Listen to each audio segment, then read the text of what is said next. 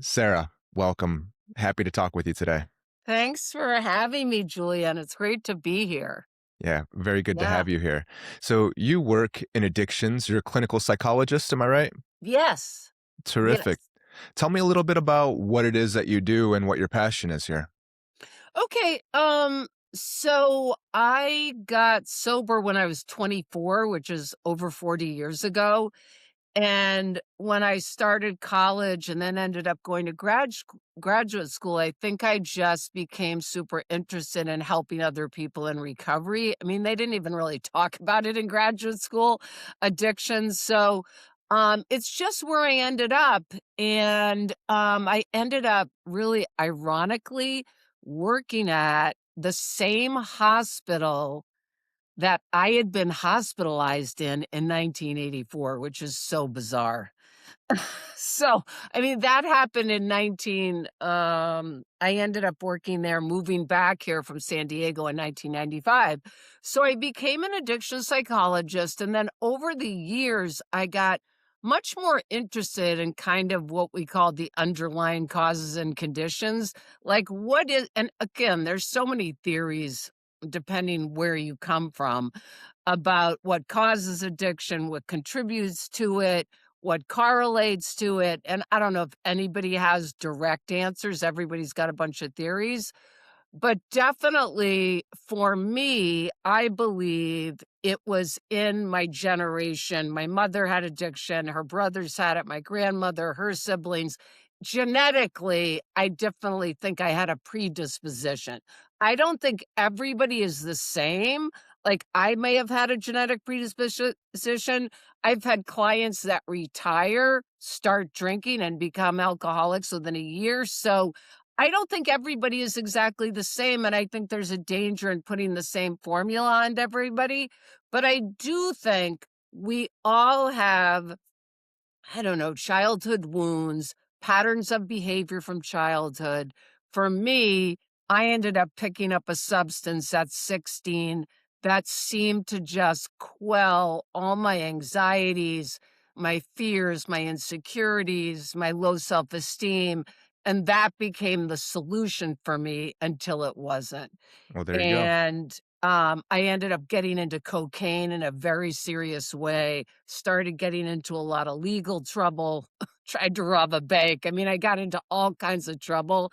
So the drugs really made me hit a bottom quicker than maybe alcohol would have. So I'm forever grateful to the amount I did and how I started to get in serious trouble because it made me get involved with the legal system, which got me sober earlier.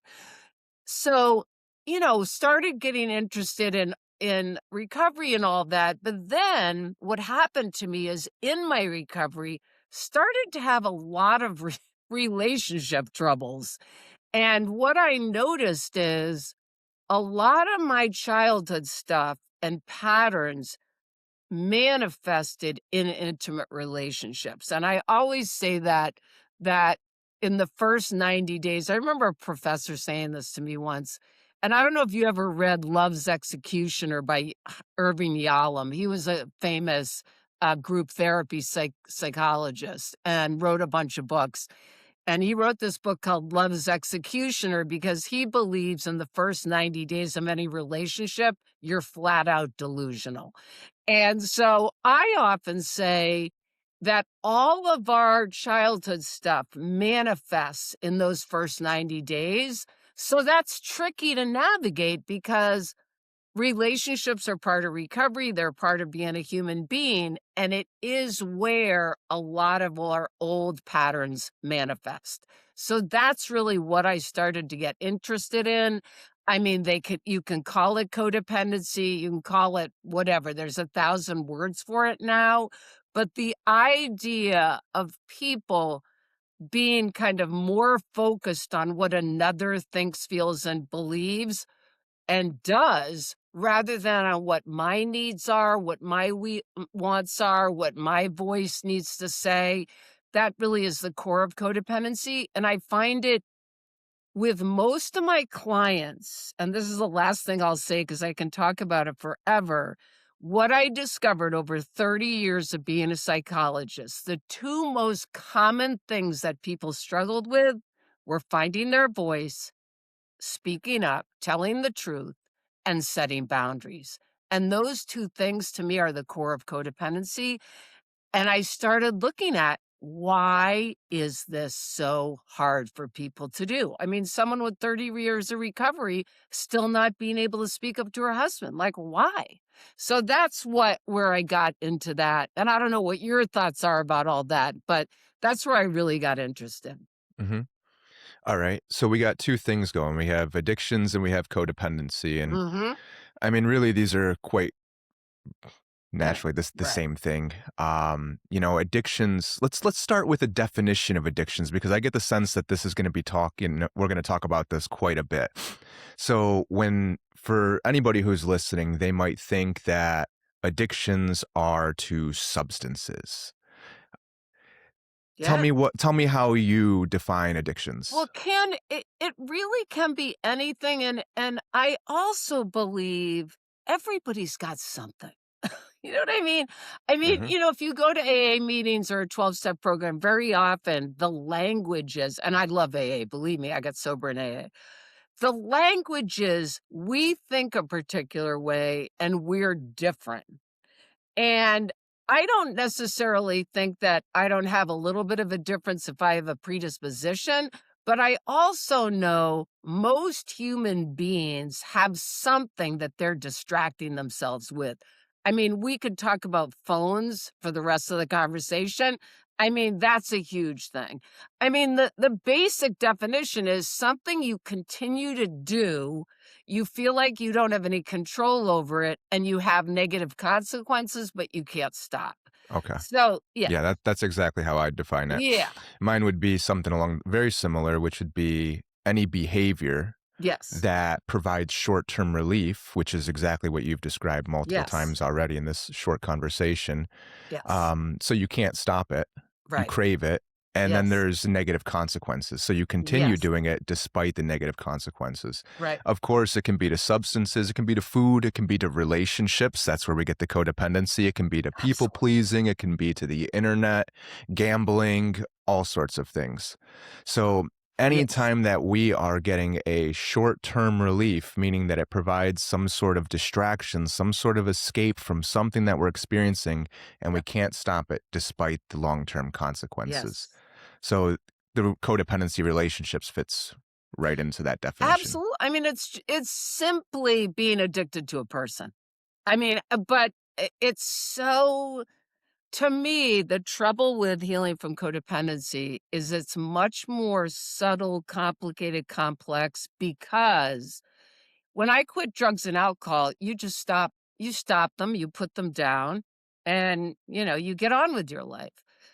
Um, Healing from codependency is trickier because you're not kind of putting a substance down unless you're highly addictive and it's causing lots of damage and you actually do cold turkey, like, without the person.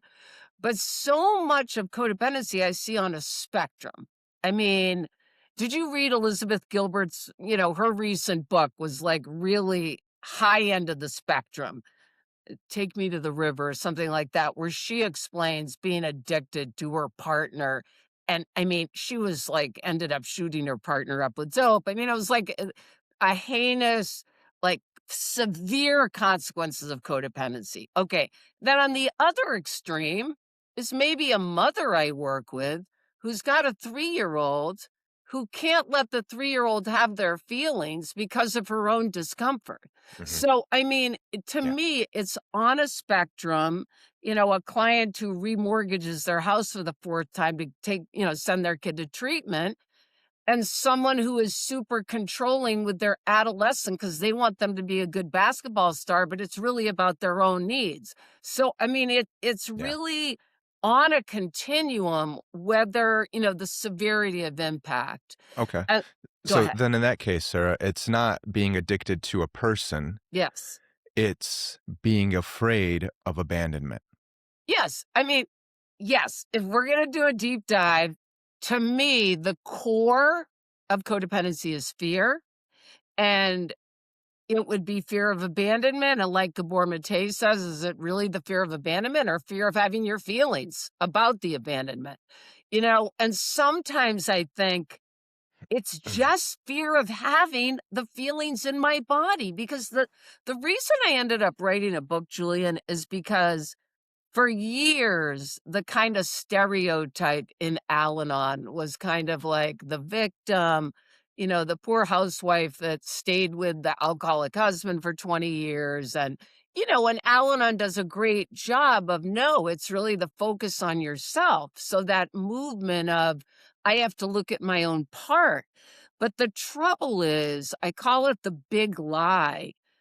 We act like our people-pleasing behavior is about the other person, right? "Oh, my son needs help with his exam, and I'm gonna really help him because that's what he needs." But really, it's about my own fear of letting my son have the consequences of his behavior, or my own fear of looking bad as a mother if my son fails.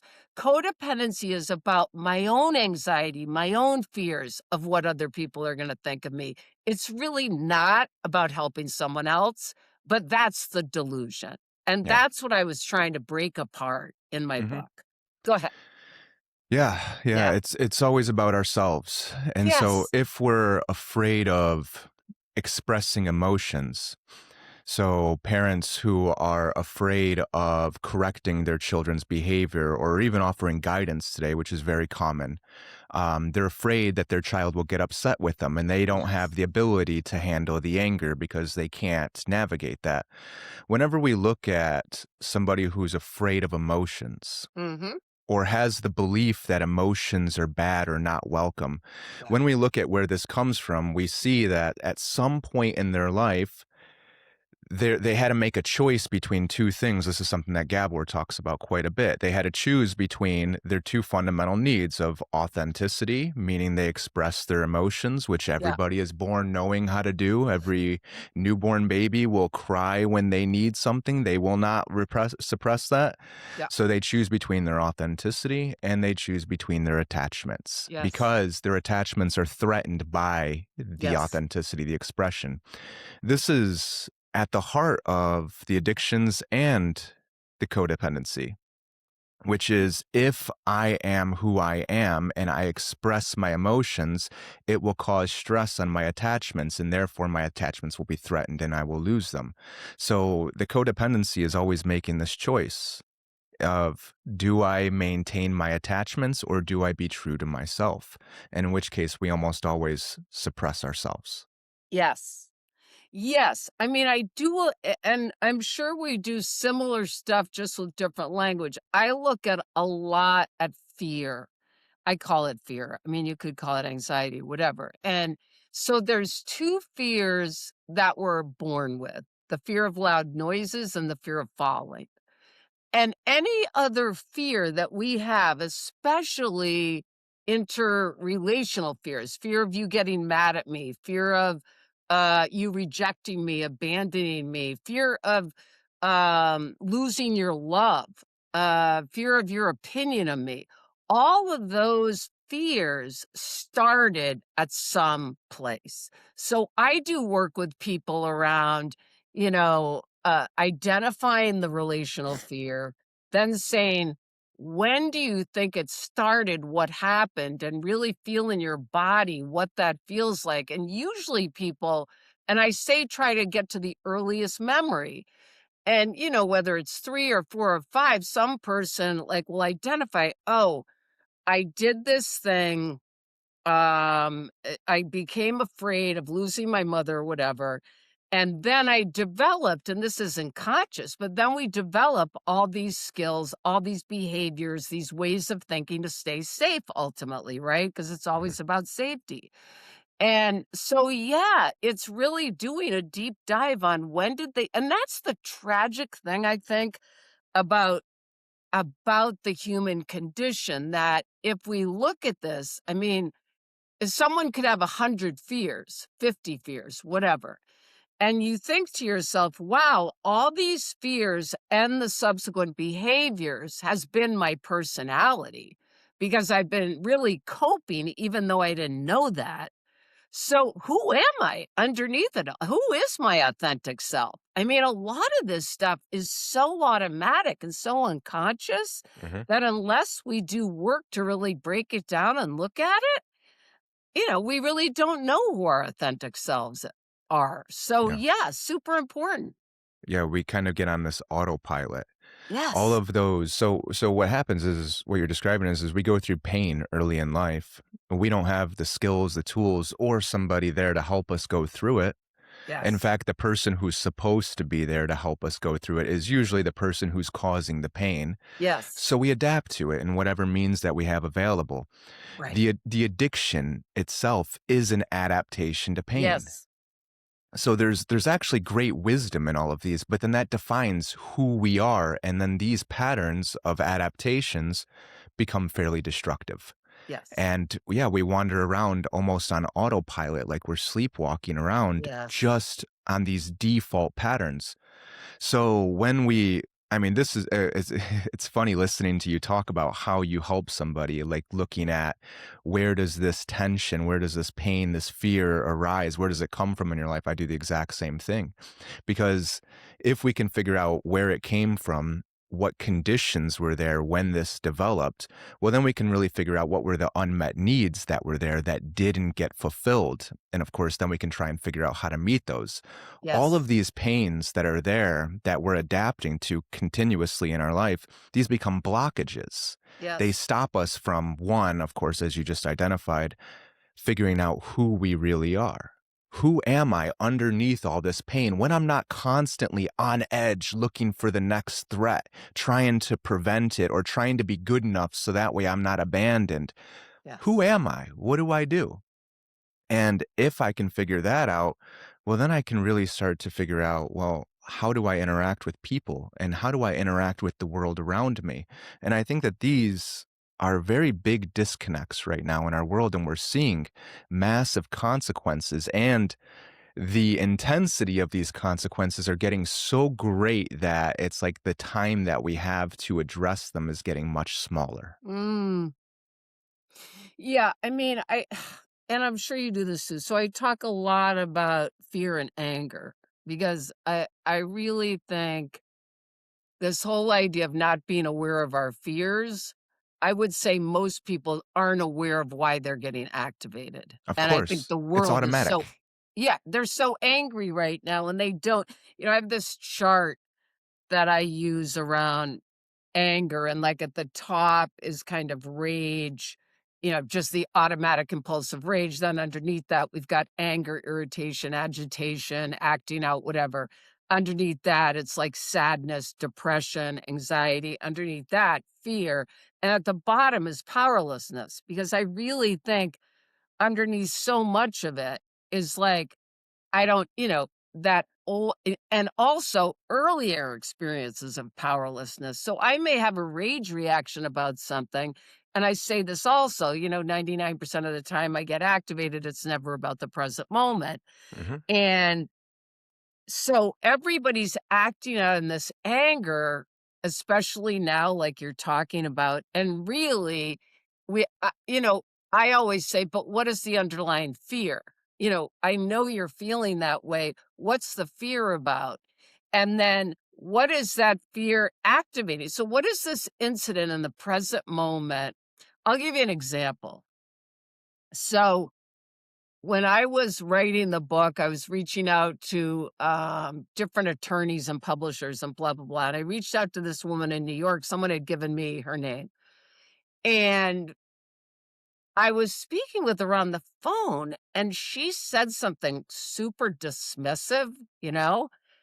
And I had this rage response in my body. And how I always target if it's the past or present is I say to myself, is this an overreaction to what's happening in the moment?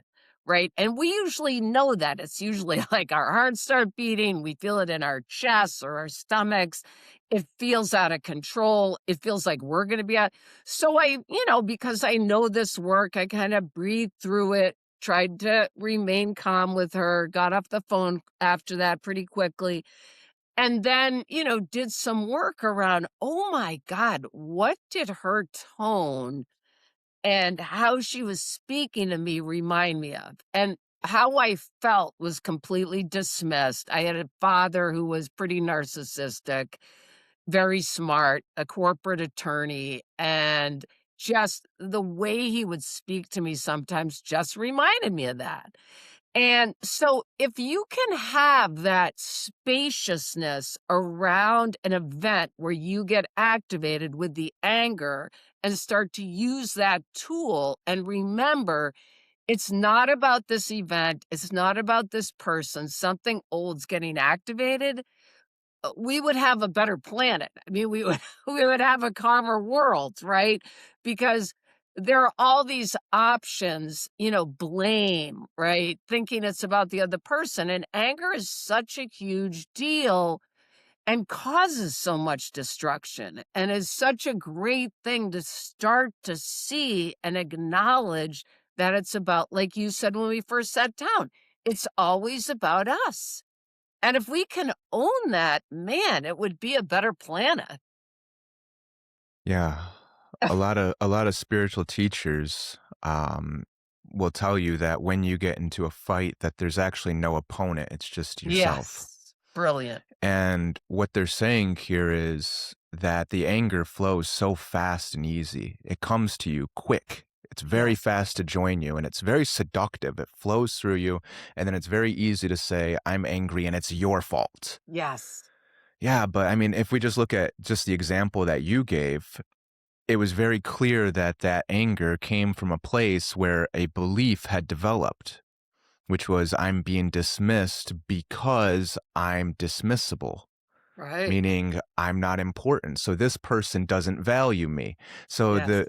what I usually ask people is why did that make you angry? Why? Right. Why did okay, yes, they spoke in a dismissive manner, but why did that make you angry? Right. And usually there's a belief, a core belief Yes. about ourselves, which is I'm not respectable, I'm not Yes. lovable, I'm not worthy, I'm being Yes. disrespected. Yes. When we really can look at that and see, okay, this is Yes. myself here. This is a belief that I have about myself. Well, now we're not a victim to this person doing the thing. Yes. Now we actually become very powerful in how we can respond to it. And I think Yes. this is the key that a lot of us are looking for because anger's here for a reason. There, Right. there, there is a reason for it, right? Whether it's our beliefs or not, it's usually regarding some sort of threat. So if the belief Yes. is that I'm not good enough, it goes back to the threat of not being cared for, in which case I'm in danger. Right. So, and I'm powerless. Yes. So this anger is usually about great powerlessness, pain of that and not having your needs met. But if we can see that the anger is here because I'm treating myself the way that I'm blaming this person for treating me, well, Right. now I become very powerful because now I can address the way that I'm treating myself. On the other hand, if I don't think that I'm unworthy or that I'm just being I'm dismissible, so I'm not Yes. important. If I believe that I am very important and I am worthy of love and I am Yes. respectable and I value and cherish myself, well, it doesn't matter if somebody doesn't see that because I see it. So all of Yes. this stuff doesn't get me upset. So the practice becomes something like when I get into a fight, the fight isn't with the other person. The fight is, am I going to go down this default pattern?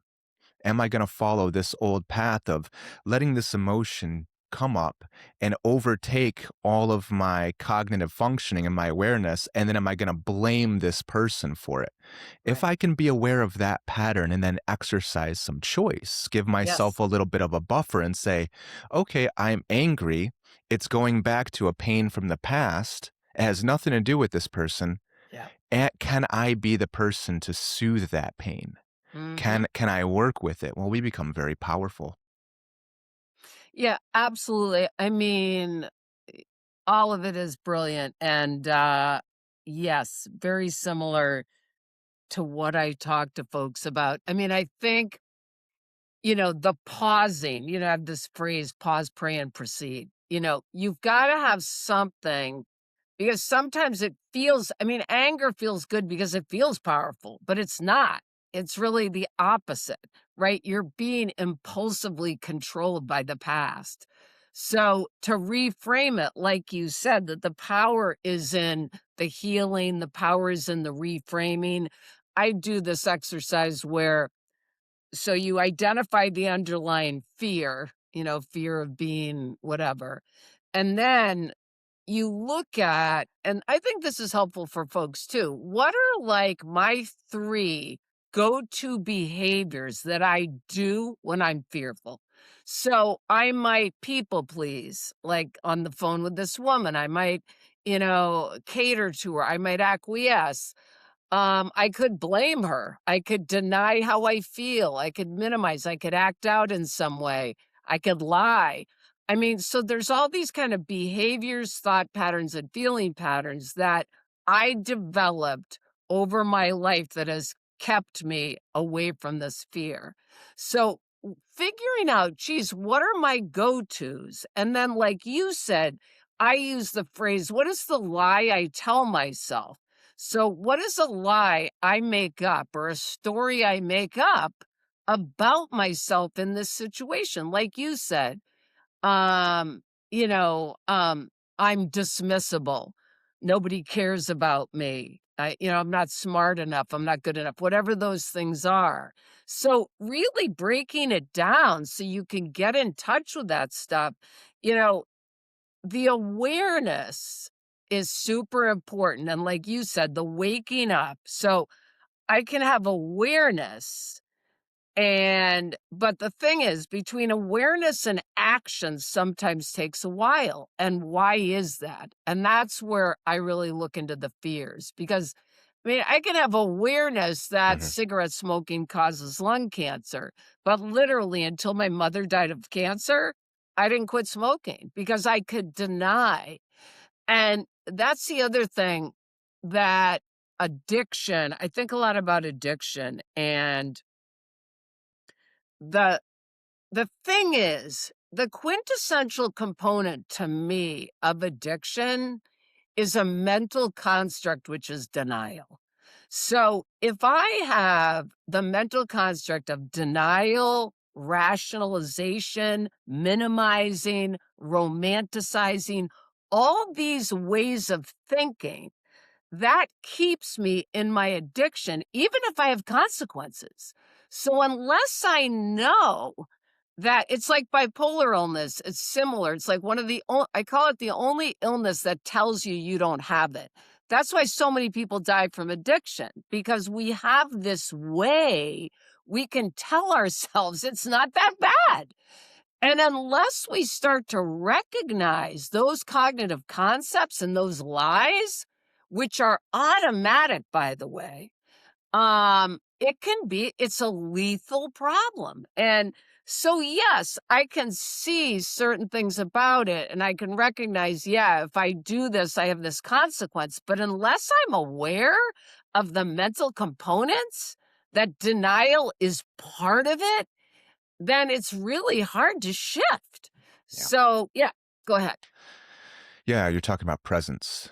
The Yes. ability to be present here. And that's why the addiction is so powerful, is because the addiction always provides something.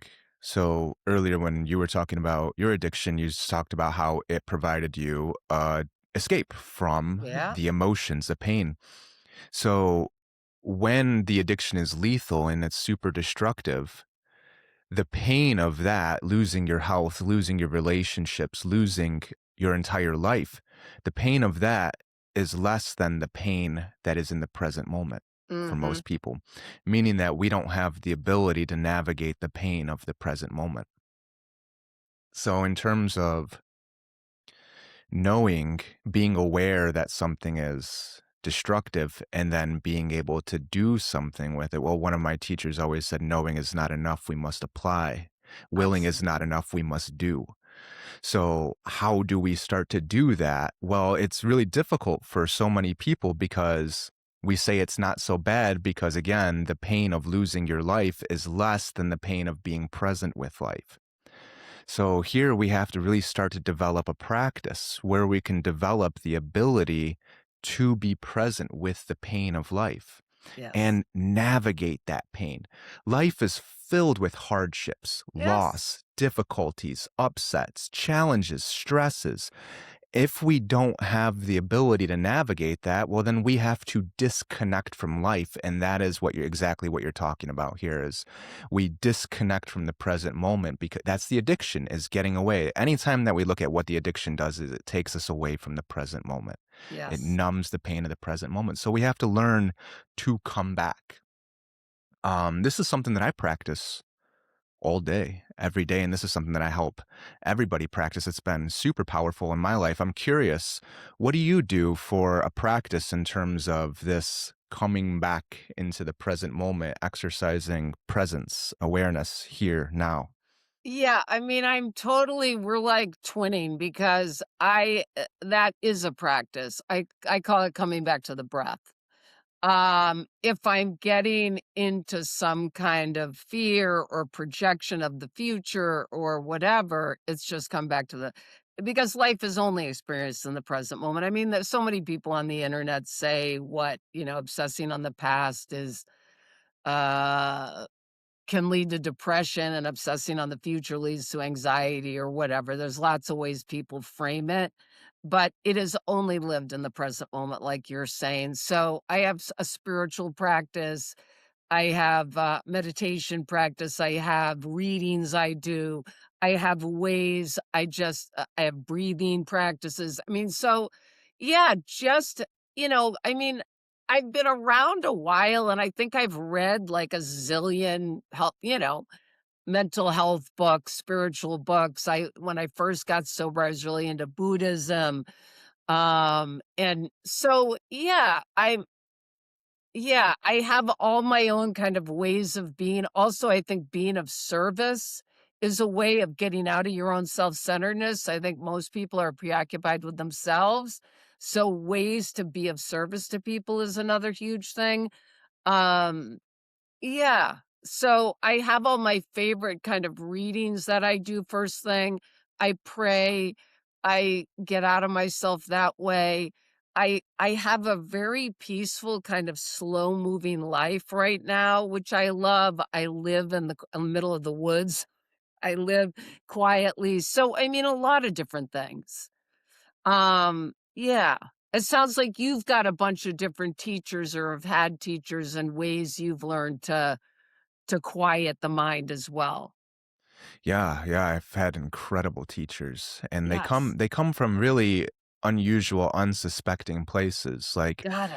I mean, the vision that I had and the vision that I think a lot of people have, at least that I see, is like the teachers are like a Buddha, so to Right. speak, or a Christ. You know, you find this prophet, this Messiah, this wonderful, miracle worker, and then you go and you follow them. But that's not exactly what I found, at least. Right. I mean, one of the biggest teachers in my life is on this wall right next to me, right here.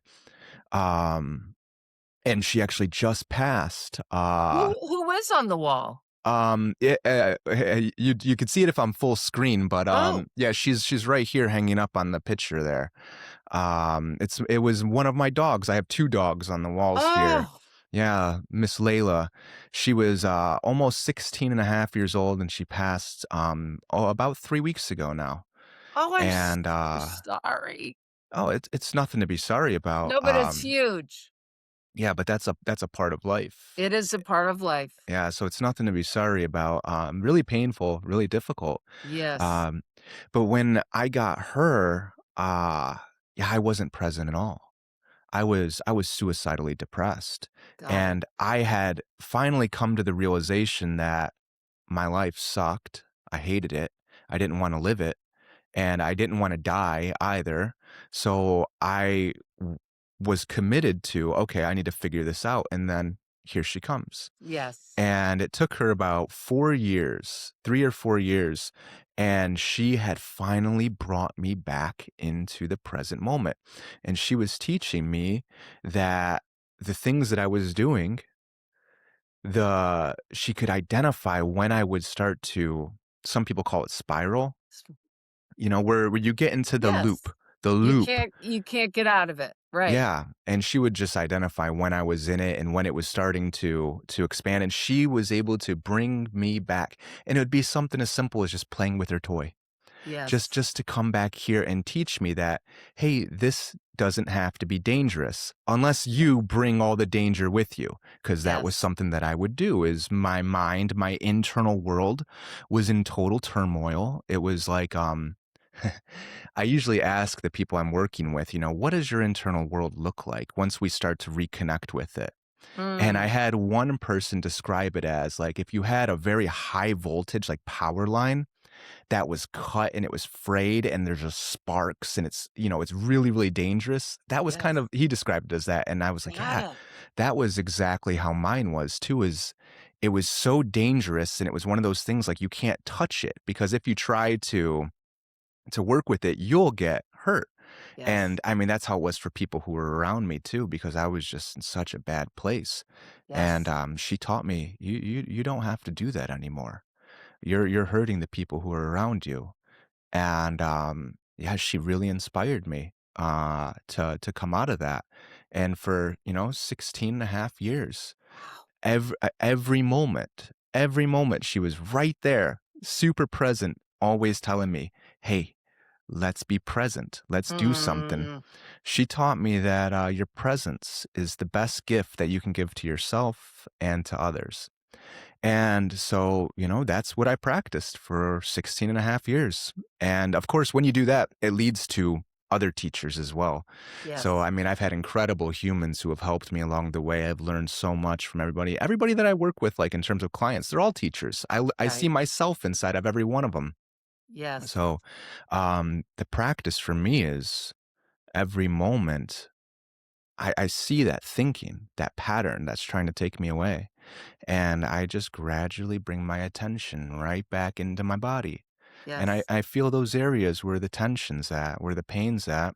And I just try to be soothing, gentle. Relax and release. Yeah. Yeah. And just to be with it, just to be safe with it. Because that's a part of me that wasn't able to be present because it wasn't safe. So if I can be Yes. safe, then, ah, Yes. it's so much easier, so much gentler, so much more enjoyable. And I just Yes. practice this all day. The more I practice it on my own, like when I'm sitting, I live in nature too, pretty much. I live like Oh, in a yes. Yes. beautiful area. There's so much there's, cardinals nesting right outside of my sunroom right here. So I'm just watching them build their nest and I have so many animals that I've befriended. And when I'm just sitting there just paying attention, it makes it so much easier Yes. when life happens. So when Yes. somebody's in that anger pattern and then they start pushing it onto me, which everybody's kind of sleepwalking and autopilot and they bump into you and then they want to fight you. Yes. When that kind of happens, when I wasn't able to sidestep it, I'm able to, whew, so much easier. Just by practicing it, you can do it in the present moment so much easier. Oh, I mean, you've said so many great things.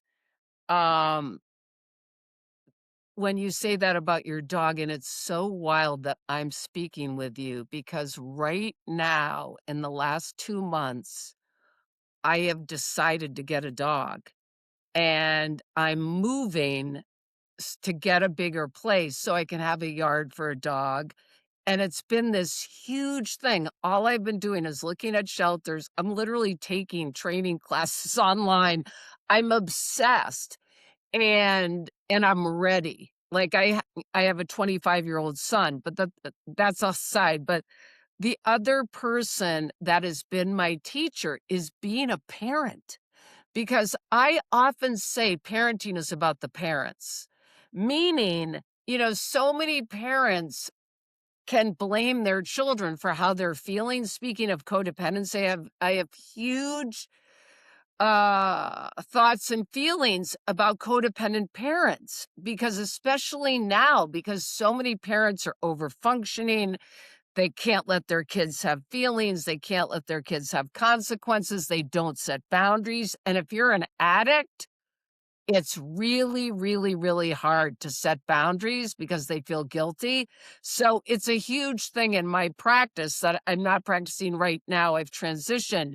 But in the years I practiced, it was a huge deal for people to learn how to be parents without being codependent because you're gonna learn the most about yourself from your parenting. Just and it's the same thing. You have to be present with a child if you want to do it well.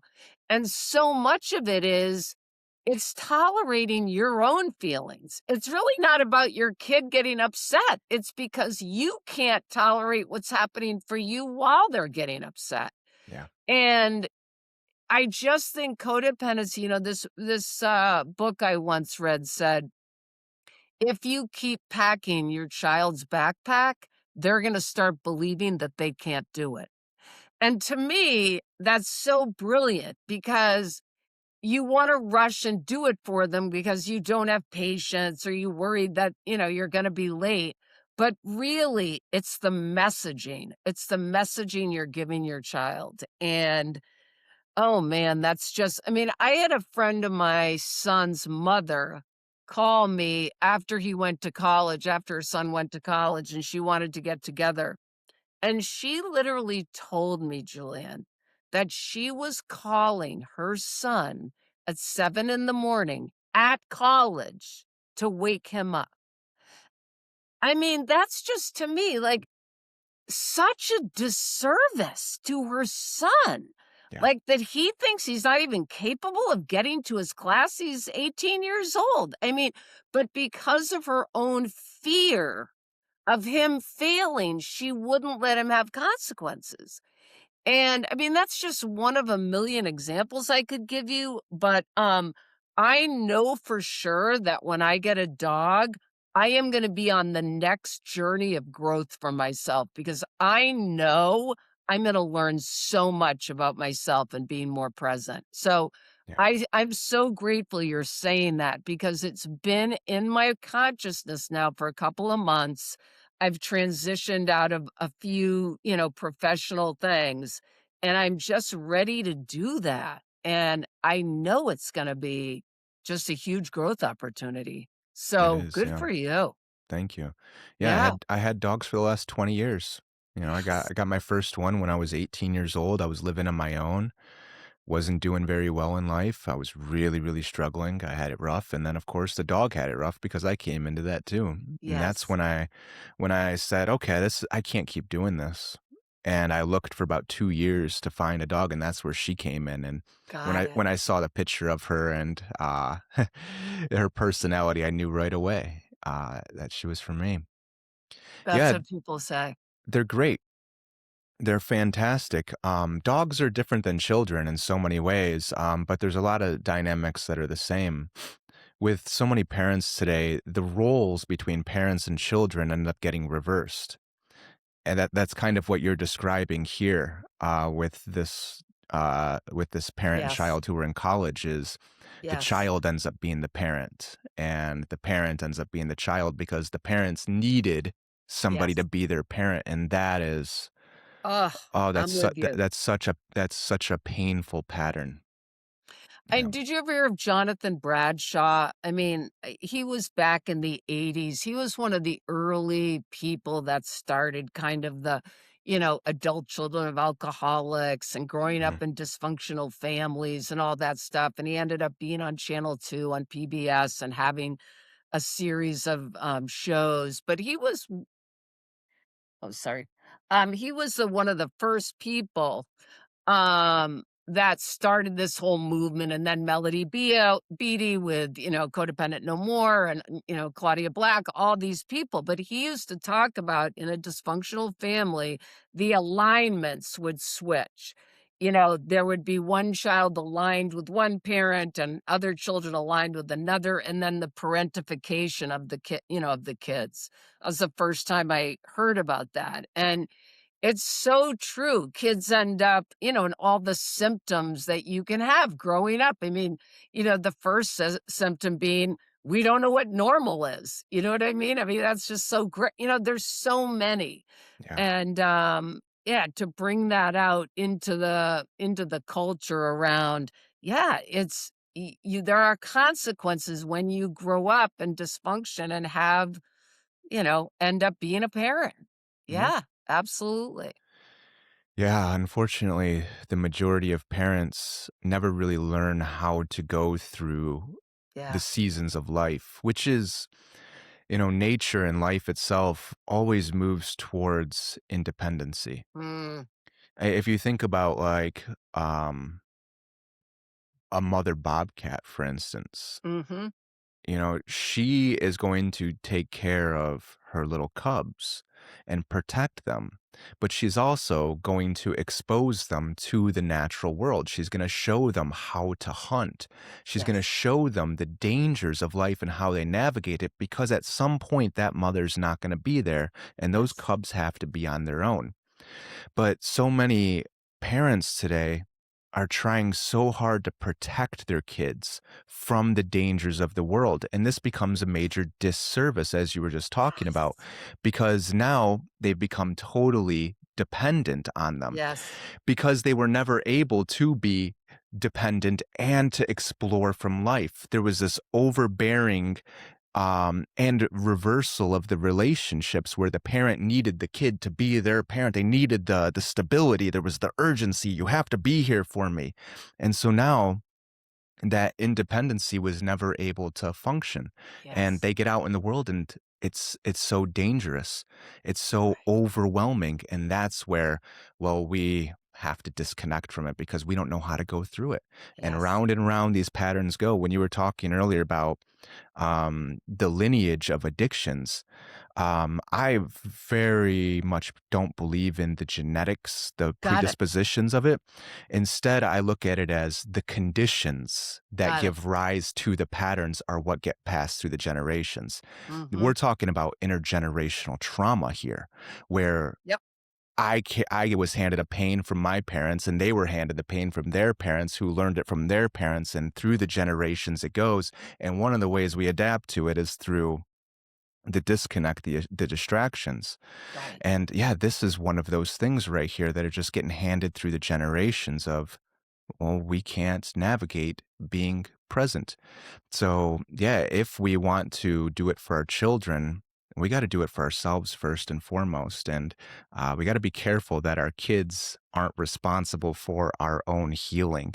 Oh, They come into this world with those duties and those roles and responsibilities. And yeah, that's not right. That's not what they're supposed to be here. They're supposed to be able to relax into life, to be loved, cherished, and to be able to rest, knowing that they're valued, accepted, and they have a place in the world just for being here. They don't have to earn it. They don't have to do anything.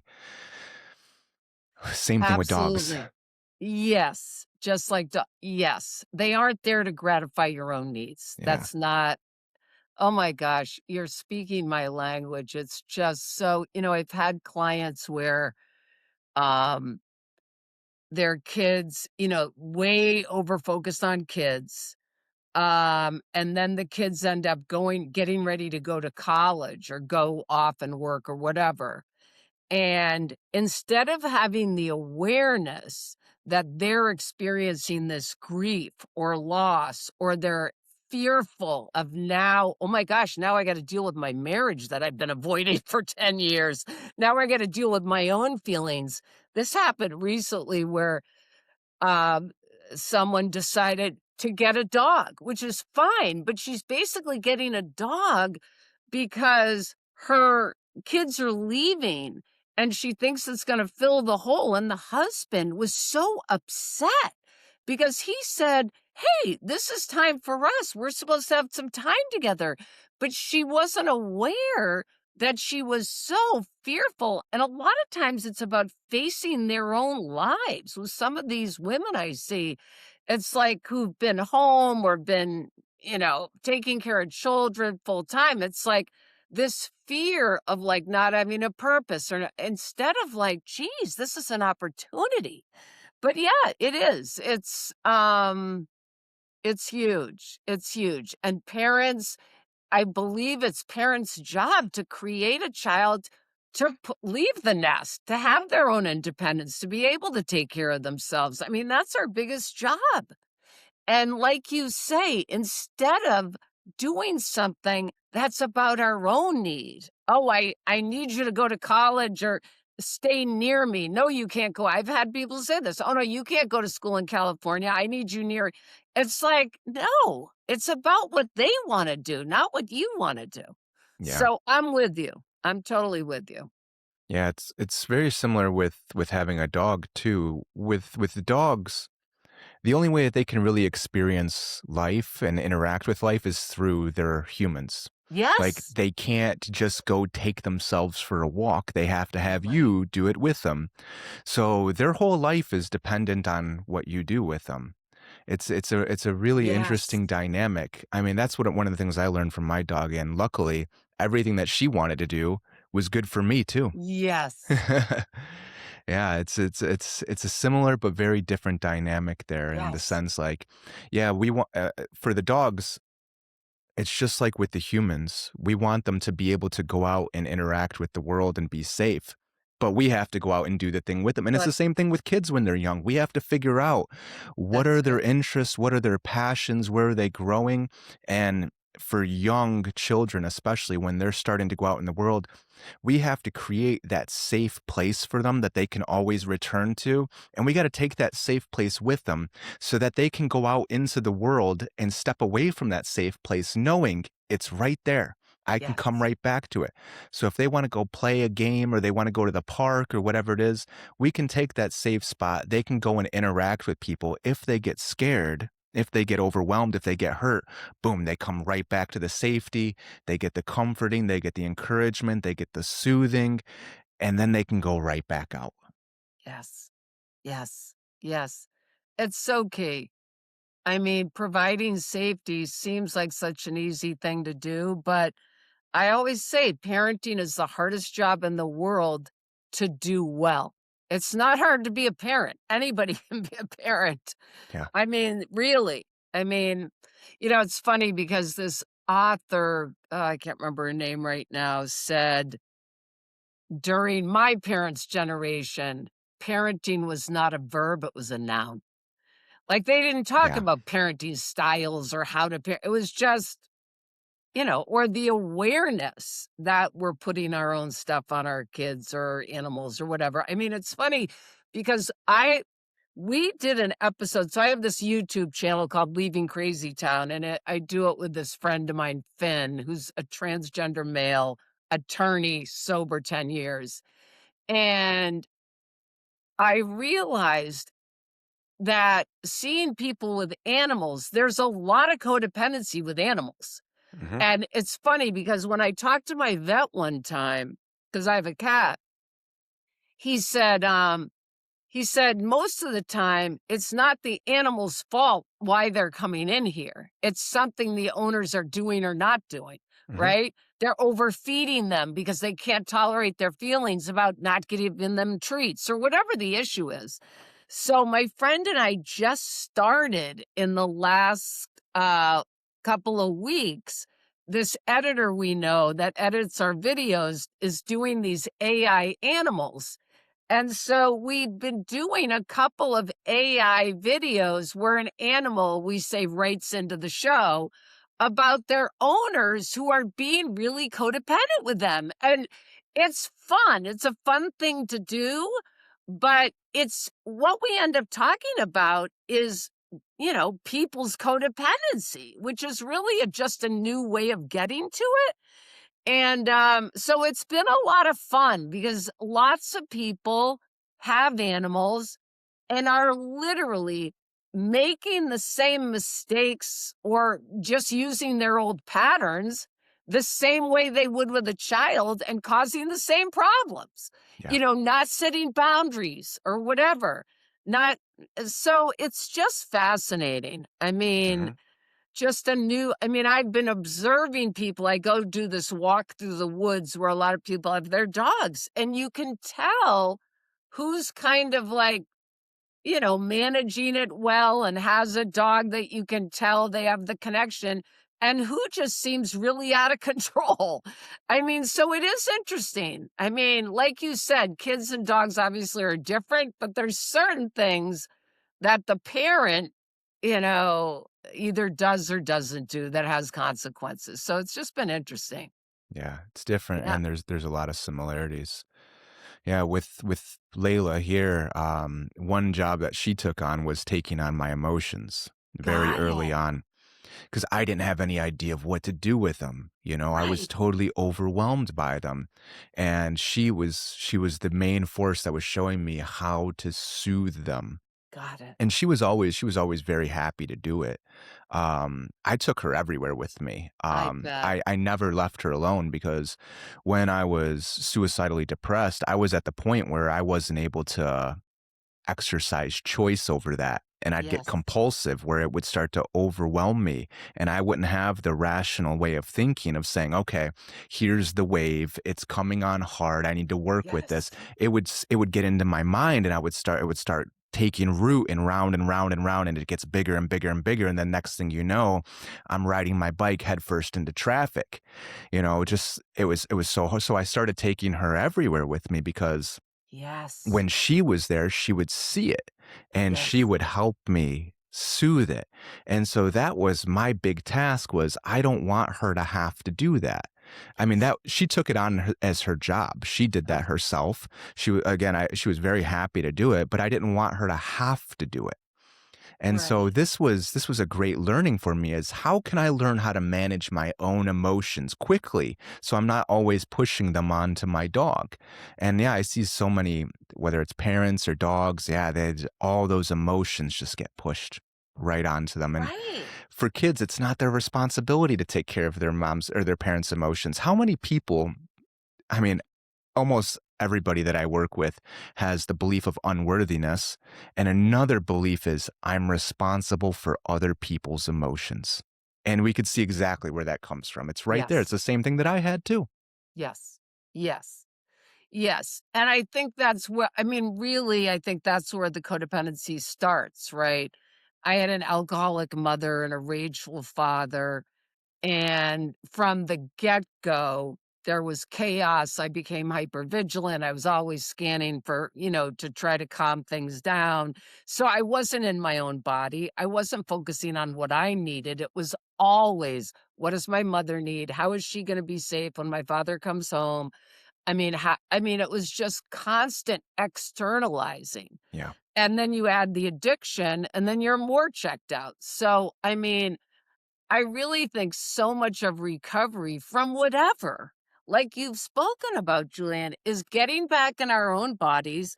I mean, the mantra on our YouTube channel is what do I want? What do I need? What do I want? What do I need? What do I want? What do I need? Because for codependent people, and I've sat with couples and, the partner's answering for the person. It's like, no, what do they want? Right. And so, even for codependent people to identify a need, step one, identify you have needs, identify whatever that need is, step two, then to express it, step three, is not gonna happen right away. It's gonna be a while. It's so funny because one of my closest friends tells this story about her husband who had relapsed, and she was in recovery, and she was, really codependent, really focused on him, and they went to a therapist. And, the therapist was trying to ask her husband about his drinking patterns and what led to relapse, et cetera, et cetera. And my friend Linda kept kind of interrupting and answering for him. And, so finally the therapist says, "Linda, let me just speak to Bill." And started, interviewing him and getting some feedback about what his drinking patterns were and helping him with his program to be or whatever that was going to be. And so finally, at the end of the session, she's all anxious and she says to the therapist, "But what am I going to do?" And he says, "You need to just rest." Yeah. Because codependent people are major overfunctioners, doing for everybody else, usually full of resentment because they're the types that do everything without asking, but then get pissed that they're doing it. And they're exhausted. So just rest and mind your own business. Not to sound awful, but focus on you, not on what Bill needs, but what you need. And you just need to rest for a while. Yeah. So it's again, it feels like we're trying to fix, save, or change another person. That's another definition of codependency. But really, we're trying to just cope with our own feelings by fixing or changing or saving someone else. Yeah, So, we can yeah. derive a sense of value from that, Yes. and Yes, and that's it's a very loss of dangerous. identity. Right. Mhm. Yeah, yeah, if all your value and worth comes from the things that you do, whether it's for somebody or through your job or whatever, what happens when you stop doing it? It's just like your friend said, "Well, what do I do? What's That's left with right. me?" Yeah, Total loss of identity. And when you were sharing a little while ago about, I can't remember the specific topic, but I thought, well, first of all, I'm thinking about grief. Two things I'm thinking about. One is at 66 years old, I feel like this is a general statement, Julian, but I really believe it, that as humans, the biggest gift we can figure out how to do for ourselves is how to navigate grief and how to process grief. Because really, when you look back, so many of the painful things, the things that have happened to you can put in the category of grief, whether your mother abused you or your father left or you lost a best friend or dismissed yourself, whatever it is, processing that pain around loss and grief to me is super important in the end as an older person now seeing it. And the second thing I think that is super important that I've gotten to this place is if I want peace and I can get beyond the fear and anger, it's really about having compassion for others and myself. If I believe that everybody is doing exactly what they're capable of doing at any given moment, then I can have compassion for them. I can have compassion for myself when I do things and make mistakes. And I can then forgive myself and I can forgive others. And I do believe that's the way to freedom. yeah, Some people believe you don't have to do that. But yeah, yeah, anyways, yeah. what are This your comes back. thoughts? Oh, it comes back to the same thing that you're describing here is being present. Yes. How can I be present with my emotions? The pain, the fear, the anger, the Yes. shame, the attacks, the harshness that I push on myself. How can I be present with that? And how can I exercise choices in what I do with that? I think that grief, from what I found, is when we don't have the ability to be present with the things that are happening. So me losing I mean, she was the most cherished relationship that I've ever had in my life. Right. And I've had some pretty darn good relationships in my life Right. too, but nothing compares to the connection that I had with Layla here. Um, I felt pain. I felt really, really intense pain of her not being here. I feel it right now just telling Of you. course. But I don't think that this is grief. I think that, and I've felt grief before. Yes. I felt grief a lot in my life. And I think it's very different because here I can really be with this pain and I can see this pain and I can see why this pain's here and I see the messages. And, like I think that anger and fear are two sides of the same coin. You really don't get one without the other. They're both there for threats. I think that sadness or pain and joy are very similar as well. They're two sides of the same coin. So here, this pain has a flip side to it, which Yeah. is, oh, it's the sign of a wonderful relationship. So my grief is very different here, but that's because I'm able to be with that pain. I can hold it. I can make a nice, comfortable spot for it to sit with me and I can take Yes. care of it. And when I do these things, I mean, those stages of grief, the blame, the resistance, the anger, all of these things, they're not there. Great. Don't get me wrong, it hurts. It hurts like hell Of sometimes, course. Yep. and I have the capacity to go through it. Yes. Oh God, you just made me think of several things. A couple things. I do believe that when we have a loss, that this has happened to me in the past. If I have a loss of a relationship, what happens is it kind of is like this domino thing where if I haven't processed, if especially if I'm an addict and have been checked out, if I haven't processed other grief or other incidents or wounds or It whatever, compounds. it is gonna activate that past wound. So Yeah. brilliant that you said, "Look, I may have some grief around the loss of my dog, but also there's other stuff that is definitely getting churned up," and I totally believe that. Absolutely. I think it is this opportunity Yeah. for, other things to happen. It's Yes. it's almost like a pressure cooker, like with anger, for instance, when we're getting angry about something that's happening now, but it's actually nothing to do with what's happening now, it's about Right. something in the past. It's like a Yes. pressure cooker where every time we suppress the emotion, whether it's the anger or the pain, we put it in the pressure cooker and the temperature gets turned up. And so Yes. then when something triggers or activates us and the explosion happens, it's not Yes. about that thing, it's all of that residual pain and anger that's coming onto this moment. Yes. So yeah, a lot of it is being present with the Yep. pain and the emotions that we have, but also going and processing all of that residual stored emotion as well. Absolutely, and when you were saying, "Look, I can feel this and I can feel that," I mean, I think one issue too with humans are we like certainty, and, we get into this black and white thinking, very polarized thinking rather than remembering there's tons of gray in life. And I can feel love for someone and hate them at the very same time. I can feel fear around having another heart procedure, but I can feel total joy that maybe it's going to help me and I'm going to resolve this issue. So, part of growing and becoming an adult, I believe, is just the both and. So often we have all of it. We're not just thinking one thing or feeling one thing, we're feeling a lot.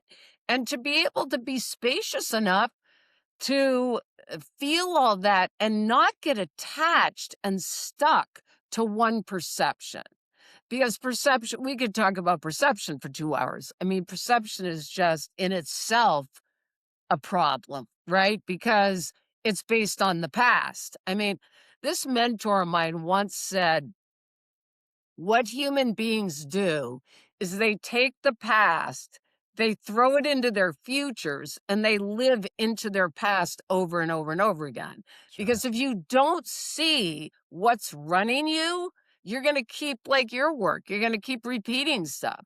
So, getting some presence, like you're speaking about, getting awareness of what's happening rather than be living in the impulsive, like, just automatic behaviors, that's where the freedom is.